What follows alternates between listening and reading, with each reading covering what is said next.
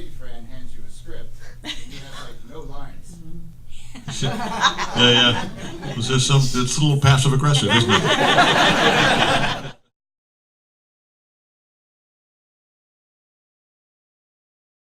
Hi, I'm Carolyn J. Carpenter. Welcome to our screening of I'm Not Here. We're very excited to have you here. Thank you so much for coming out on a Sunday afternoon. I'm going to bring down a few of my fast friends here as soon as I see that they're there. Thanks for coming. We're really excited to have you here. I'm Carolyn J. Carpenter. I am the founder and co-creator, along with my fearless partner over there, Doug Shaner, of Hollywood Gatekeepers. We have an online academy where we teach people how to analyze screenplays. So I've been a reader of screenplays for a really long time, and as part of my job, I get to interview people, which is really awesome. So I'm here today to get this interview going, and I'd like to bring down the film's writer, director, producer, editor, and all-around amazing woman, Ms. Michelle Schumacher.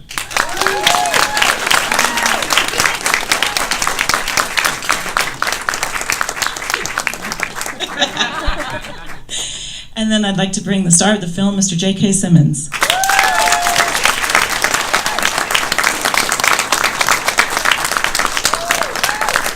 And the director of photography, Mr. Pete Villani.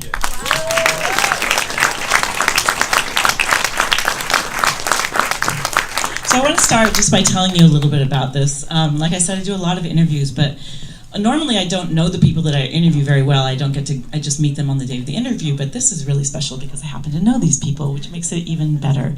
So we're going to start down there. I'm going to talk a little bit about Pete, see if I can embarrass him. He is the director of photography, and he just, as you can see from this film, some beautiful work that he's done in this movie. And he's absolutely... He has been awarded the Emerging Cinematographer from the International Cinematographer Guild, and he's done a lot of work on a lot of independent films. He's also worked on films like Dreamgirls and Spider-Man, and he's just, the thing about Pete, though, that I want to say is that, sometimes when you bring someone out from behind the camera and you ask them questions, it's not pretty, but he does a really good job. I've seen him do it, so I'm really excited to have him here today. So thank you, Pete, for joining us. And then I'd like to introduce J.K. Simmons. He's an actor. And then, no, I'm just kidding. Actors get no respect. So he's not just an actor, he's an iconic actor, as most of you probably know. He's been doing a lot of different kinds of roles, back from, performing on Broadway and performing on the stage to, kind of starting out with Law and Order and then playing the baddest of the bad guys in Oz. Really scary dude, right? But then taking some amazing left turns, right, to literal cartoon characters of J. Jonah Jameson and Spider-Man, to easygoing dads in Juno, to being, stoic characters, just so many different things. And as you can see by his performance in this as well, so many different iconic characters. And then he received a couple of awards, just like every award they could possibly give for Whiplash. And so it really, really, some amazing work that he's done. And the other thing I want to say about J.K. is that he has an ease about him that is just spectacular, both in his work and as a human. He's just a genuine, nice guy. And when people get the kind of success that he gets, sometimes it's hard to stay nice. And I don't mean that, that people aren't nice, but when you get at his level, there's just so many demands, and everybody wants something. And so sometimes it's hard. You can't say yes to everything. But he does manage to walk that line of being just so full of ease and confidence and just, genuine niceties. And so it's nice to have someone on the set who's nice, right? And I think that really, you can see it in his performances as well. I think it is one of the reasons why we sympathize with him even when he's playing a villain. You can see it in this movie, even though he's not, being Mr. Charismatic, obviously, in this movie, but there's just an ease and a solidness about his performances and him as a human. So I just kind of it's great I get to brag about them. Which brings me to Ms. Michelle Schumacher. So she is the writer, co-writer, director, producer, editor. This is her vision. She has two producers that produced with her, 3 producers total. That's tiny. It's a family affair. Her brother Randall Schumacher is one of the producers, and Eric Radsmith. And they put this film together, and I can't say enough good things about her. She is the most single-minded person I know. She not only has she done this career, bringing movies like this, but she's also a performer in her own right. She's been on Broadway as a dancer and an actor in touring companies. She's also a black belt. So that comes in handy on the set. So she's just, she's someone who, if she needs to know how to do something, she figures it out, and it's just really amazing. And then these two together have the most important production of all, is they have these two amazing children that are now becoming adults, and they're just wonderful human beings. So to be able to have these beautiful careers, I mean, most people do one of the things that Michelle has done in their lives, and she's just, a force of nature. So kudos to you for being awesome parents and awesome filmmakers. I'm super proud of you. Super proud of you. So let's talk about the movie, shall we? She's going to pay me later. Check's in the mail. All right, so let's start with Pete. Hey, Pete. What's going on? Yeah? So Pete, I know that you've worked with Michelle on another movie in the past. So how did it come about to do this film? What was the thing that inspired you guys to talk about it in the first set, or she just send you the script, or what happened there? It was a long gestational period. I mean, I think it was a year before we started talking. I got an early draft, and then we would just correspond whenever one of us got an idea, either email, call, text, picture, whatever. So, long process. And one of the things that I'm sure that you all notice, and that's so beautiful about this movie, is that it's 3 different time periods kind of stacked and told in such a beautiful way. Can you guys talk? I've seen you talk about this before, and I think it's just fascinating about the sensibilities in terms of creating these. Here, I'll give her mine. In terms of creating these time periods where you could tell for sure it was a different time period. I never felt lost, and yet it wasn't like, look at my big hair and my neon pants. It's 1980s. It was like really, really thought out and well done. Can you guys talk a little bit about how you made that happen? Yeah, we had a discussion about that early on about it. We didn't want a stark difference. We wanted a subtle difference between the periods, and you get it. Cliche is like, oh, let's make it black or white, and then we didn't want to do that. So it was a very subtle look done with lighting and lenses.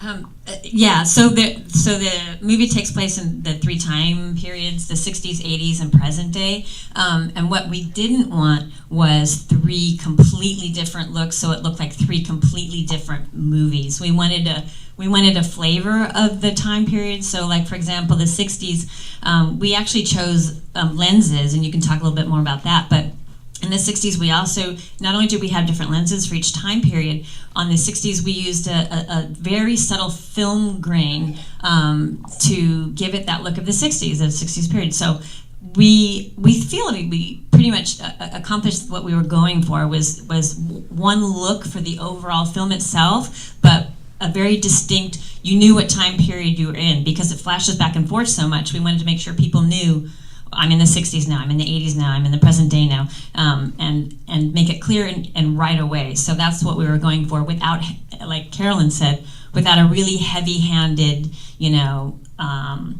cliched 60s look or 80s look. So that's what we were going for. I don't know if would you like to talk more about the lenses? Or? Yeah, so we used, between also lighting, we did different things each period of lighting, but the lenses for the 60s was Panavision Ultra Speeds, and I had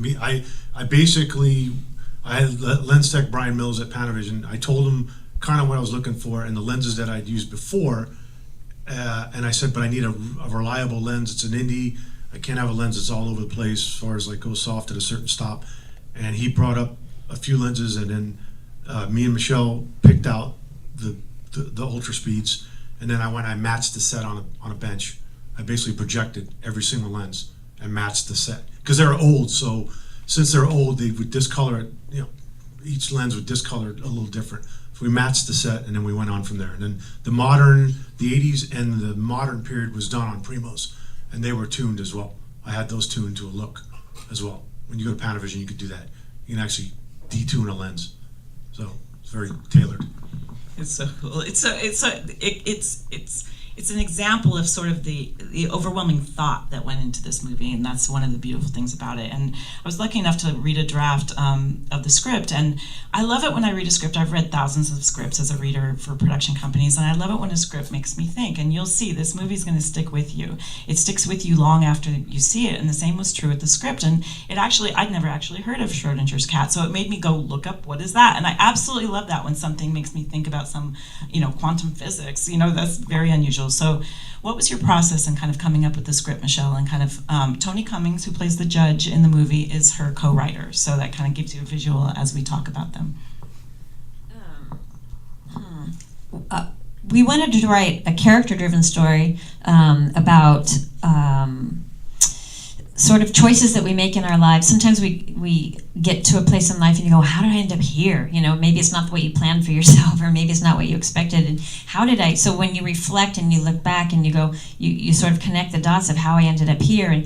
And then we thought, okay, what if we layer in that the idea of quantum entanglement and saw that in a real life potential, you know, not Doctor Strange, which I loved, by the way, but how does that actually apply to us as humans? Like, how do we actually, what would that look like? So then we went down and down and down, down, down, and we layered it with all kinds of potential possibilities. So that's where the idea came from originally.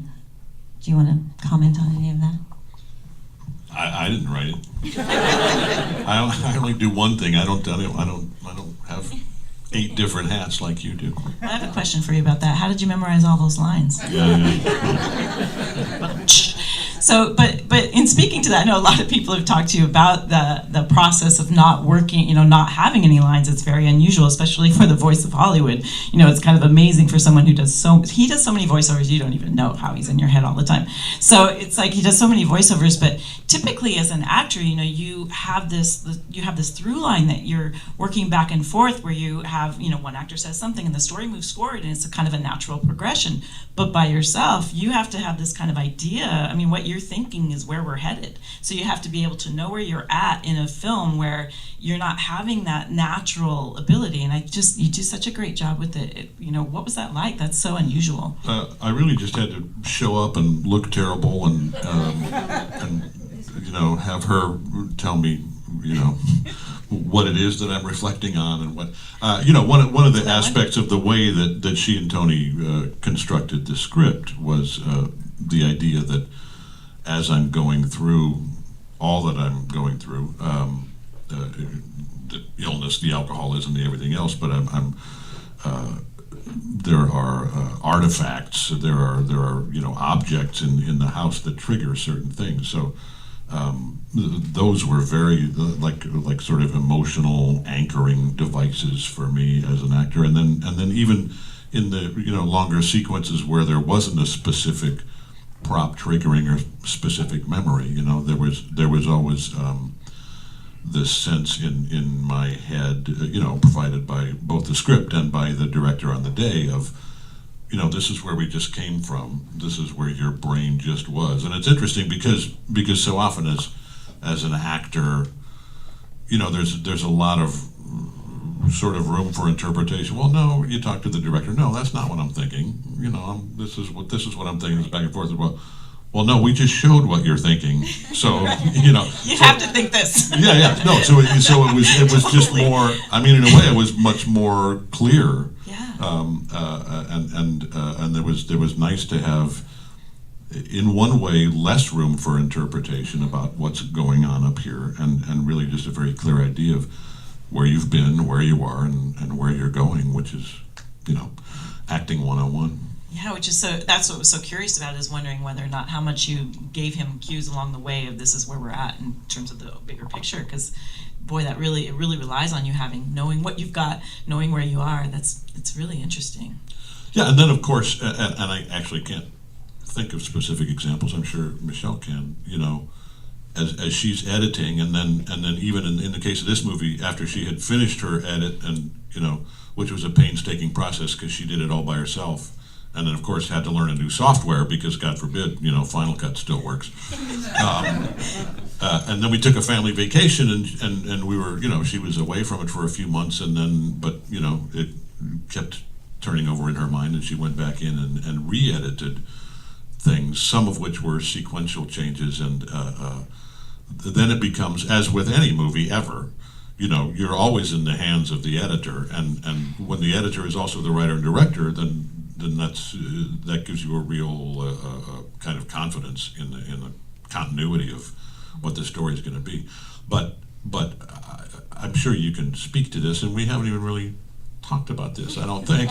I mean, editors steal stuff all the time, you know. Editors steal things, you know. If you're doing a dialogue scene, you know, and you need to get a facial reaction from one of the actors, it's often not the real reaction that actor gave to that line at that time, you know.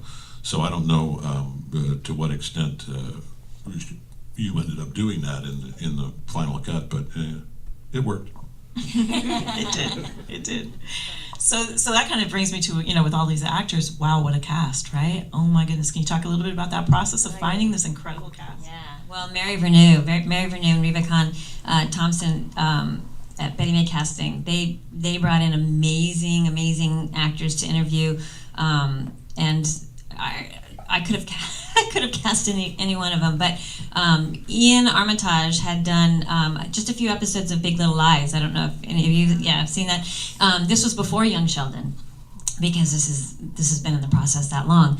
He walked in and was just like, okay, I have to have this boy. Not only was he incredible and his family is incredible, but he looks. JK has photographs where at that age they could be twins. I mean, it was remarkable the similarity.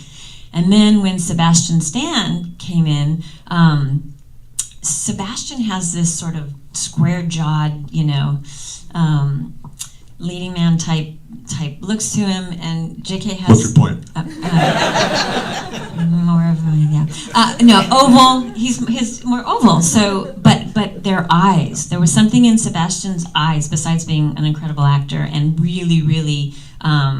The more work he does, you guys are going to see. I know he came to people's awareness in the Marvel movies, but he's an incredible actor.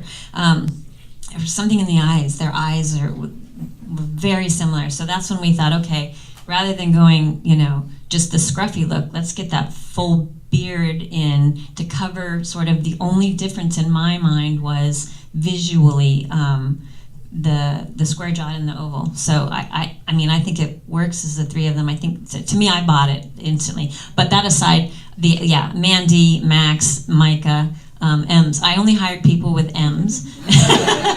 Mandy Moore, Micah Monroe, Jeremy. Tony Cummings, who co-wrote it. Maguire. Jeremy Maguire.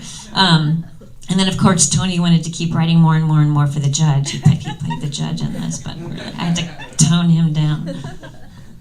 So if you want to get your career started, you need to be in Michelle's movies, because right as they're in these movies, they just went, huge with This Is Us, hello, and and he's on the little boys. Jeremy's on Modern Family, so it's like they got these huge gigs. So I think that's your gig there. So I have an odd question for you. So as a director of photography, what is it? What do you prefer when you're shooting? Do you like the scenes that have a lot of actors and there's activity, or do you prefer? There's so many beautiful, and thank you for this, by the way, of slowing things down. So many movies now are just bombarded with images, and this movie takes its time to tell a story, and I love that about it. And so, do you have a preference, Pete, when you're shooting, like shooting something that's a slow burn and setting things up, or do you like those fast kind of now we're active, or do you have a preference as a DP? I'm used to the fast just because of the kind of movies I shoot. So it's nice when you get to shoot something that can evolve, and it's not. It's not like we sat around all day and played cards, but it was even though you say it's one actor in some of those scenes, it's still a lot of work. But you like to take as much time as you can, but you can't. And how many days did you shoot this movie in? It was 20. You know what? I was 23 because I seen. It was 23. Was it We've 27? been saying like 20. Yeah. It was 23. Oh, it was 22. It felt like.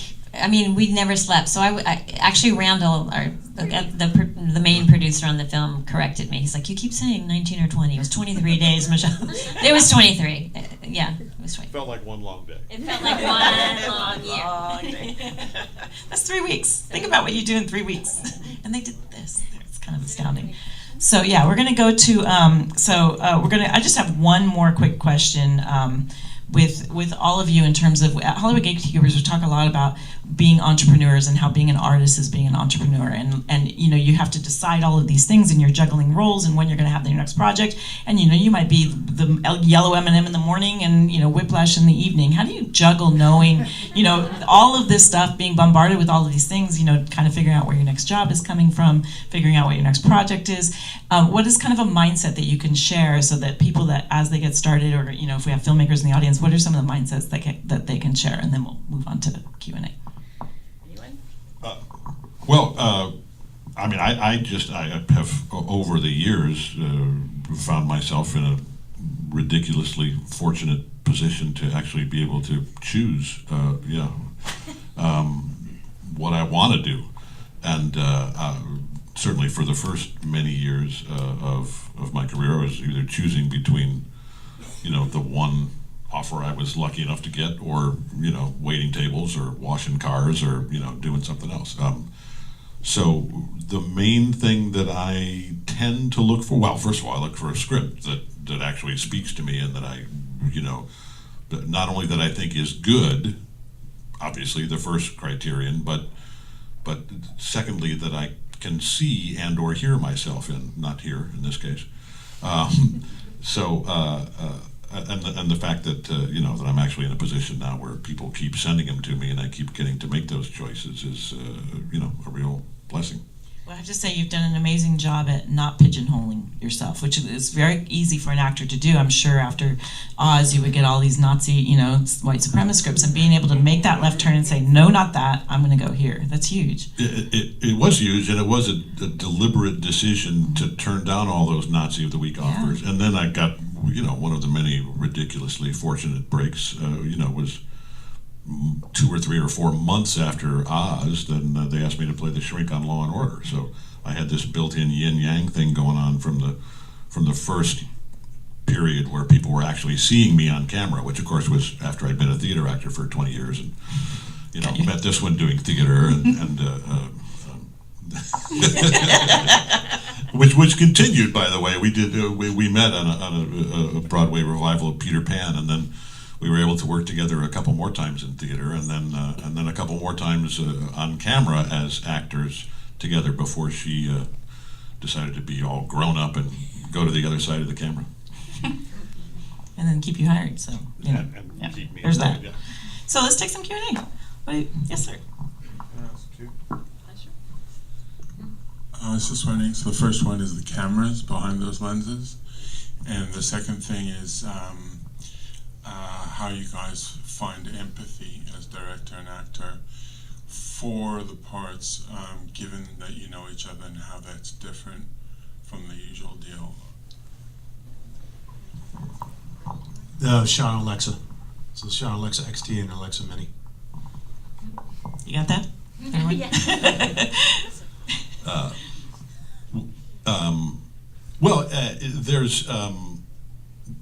There are several directors that I've worked with multiple times, and have sort of built a level of trust and mutual regard with.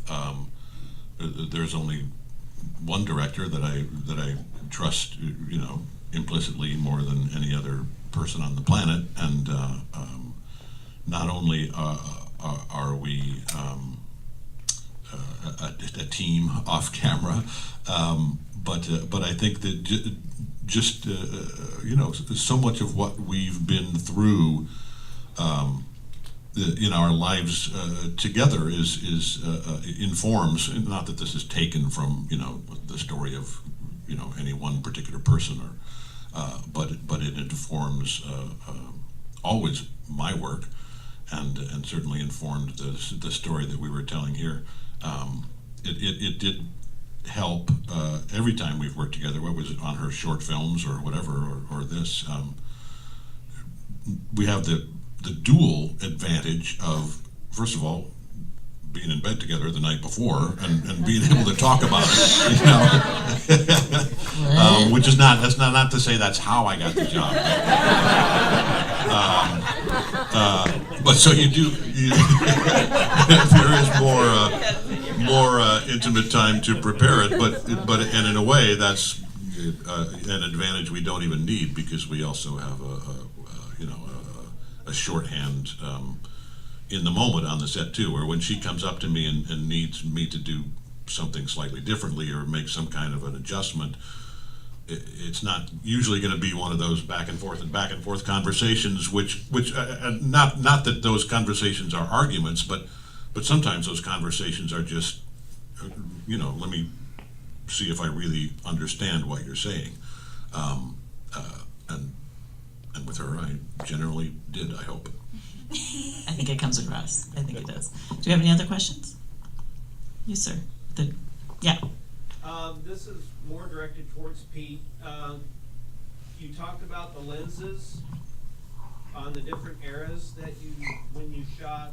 Could you elaborate a little bit more on the different changes you might have done with the lighting? Did you use different color lighting, white, yellow, whatnot? So the earlier periods, the lighting's a little warmer and softer, and then the 80s, it's, call it neutral, and then in the modern present, we did blanket lights above the set. They're LEDs, so I was able to control the ambient light and make it cool where his light was neutral or warm, or compare it, if it's the way you compare it, was neutral, I would say. So yeah, those are 3 different periods in how we lit it on, basically. Yes. Hi. What scenes did you shoot first, and what went into the thinking behind scheduling it that way? Yeah, no, we went in order. Not completely in order of the script, but we went in order of the time periods. We started with the 60s, and then we went to the 80s, and then we went to the present day. And we thought that would be, it was good for everyone. I felt like it was a really good way to sort of just get an energy and a flow, and a connectedness. Do you have thoughts on? Well, yeah, I mean, it was particularly, or not particularly, I found it very helpful because Sebastian, as this actor playing the middle version of Steve, really had the most complex task of trying to make this seem like one person, in 3 different times in his life. And he made a real point of studying, me. As soon as Sebastian came on board, Michelle and he and I got on Skype, and we spent a lot of time, even though you don't really play scenes together, either the 3 of us or Sebastian and I just talking and hanging out, and him sort of taking aspects of me, into his character. So for me, I already had, and I was able to be on set some of the time watching Ian work or watching Sebastian work. I felt like everything was all set up for me because the character had already been created by these 2 other actors, and because they were able to shoot it more or less in chronological order, everything was set up for me to succeed in my portion of it. Anybody else? Yes, sir. Pete, working with a director who's also a writer and is going to be the editor, you guys just fly right along? Did you know exactly what you Tell us, Pete. Well, it's my second movie with Michelle, so that actually always helps.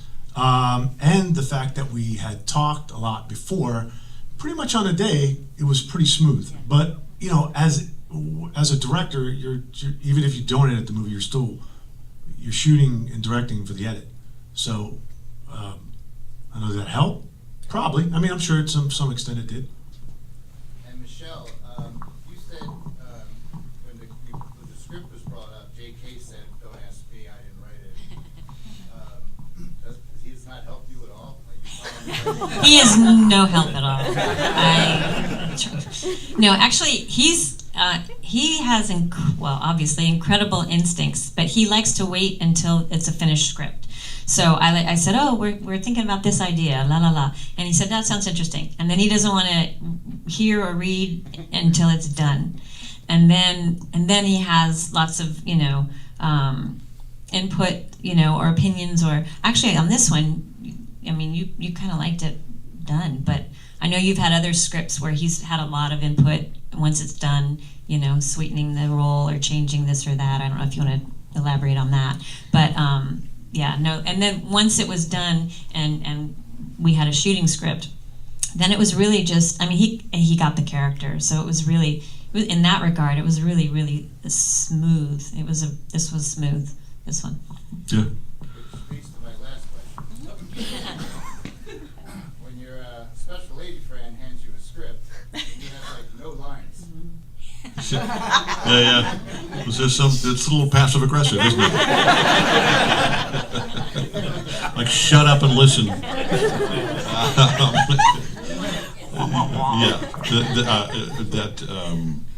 and that actually evolved too, because there were, as she and Tony were writing it, and I did sort of occasionally, even though I never read what they were doing, we would talk about it from time to time, and they did consider, at least briefly, maybe, we do need to have this character interact. Somebody comes to the door, there's this, there's that. Does it? Oh, right, yeah, and possibly having my sort of inner monologue, be a narration that would be the unifying thread for the story, which ultimately ended up not being necessary. And of course, that's one of those things that, she could have shot the whole film and been in the editing room and gone, oh, you know what, maybe we do need that, and it would have been easy to add afterwards, but we ended up not needing it. Yeah, can I just say, not to, Go ahead. more, but yeah, we didn't need it.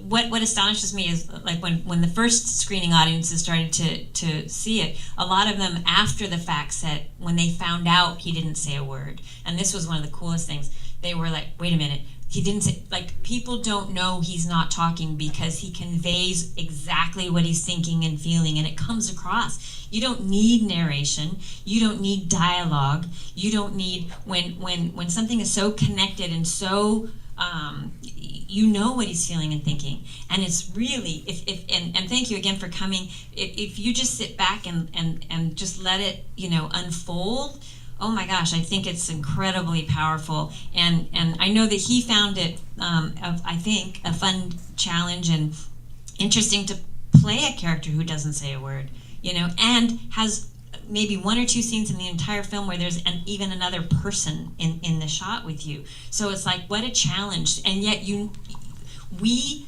get, and this is where I think the film succeeded, we're inside his head.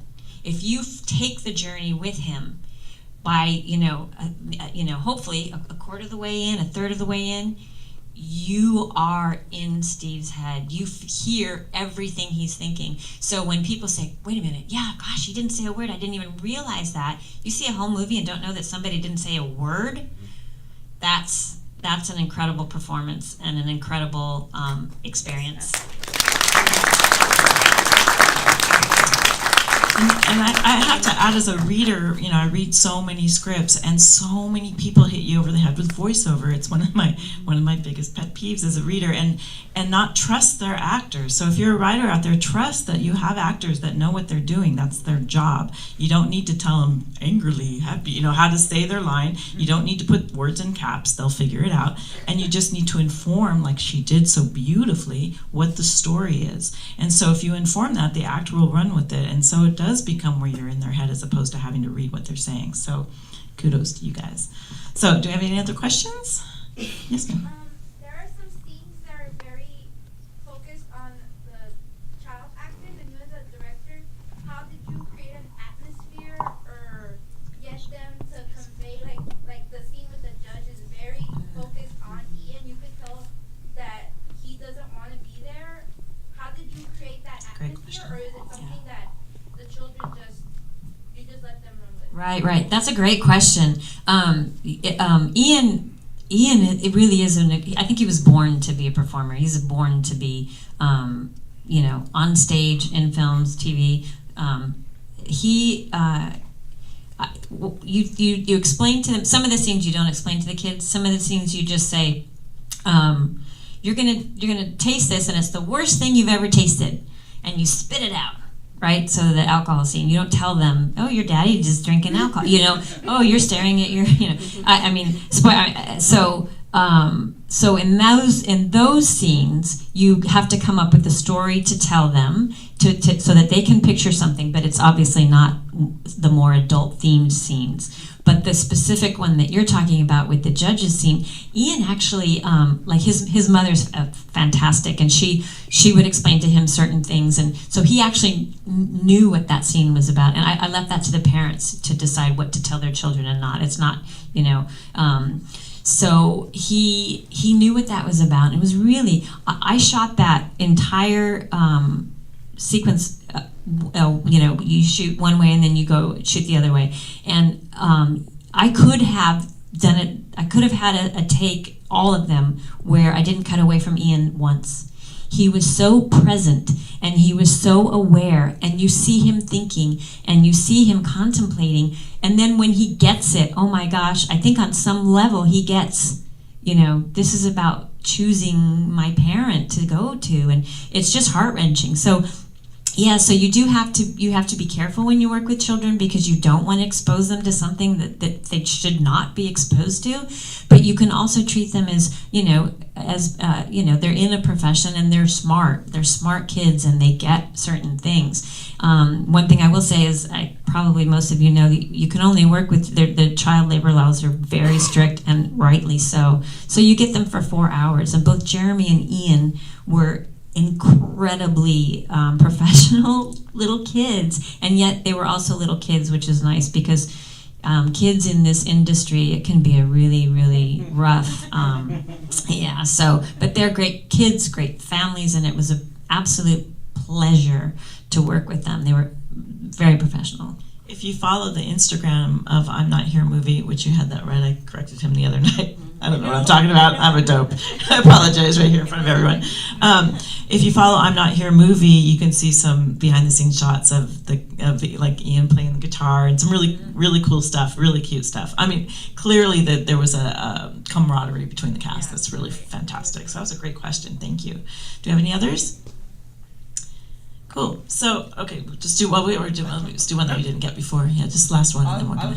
It might be random, but I was just curious. There's a huge theme with Stevie with sugar and sweets. Is that an alcohol-related thing, or is that just something you threw in? Yeah, no, we didn't just throw in anything. We actually spent a lot of time on the script. No, that is it. The groundwork was laid for the sweets, which is what alcohol is, but also that addictive behavior. Right, that sort of obsessive, sort of addictive behavior, but also getting away with something. The mother's left the room, no more. Oh, he's getting away with something. It's all those things. Yeah, no, everything. Tony and I we probably took about 1.5 years to write this ultimately, and we threw away 60 pages 6 months before we shot. And everything was painstaking. I mean, everything was thought about, from everything on the set to lights, lenses, cameras, actors. Everything we thought about. And as an indie, we were really fortunate to get, I would say, 75 to 80% of what we wanted to get. So that's pretty remarkable for a true indie film. And this is true indie, meaning the 3 producers managed to get it distributed and out there. So definitely share the love, share it on social media. Let people know the film is also available online. So make sure that you get the movie as well. And I just want to say, as filmmakers and entrepreneurs, it's just so lovely to be able to look at this movie and say, look what you did. Look what you did. It's spectacular. So thank you so much for coming out today. Really, really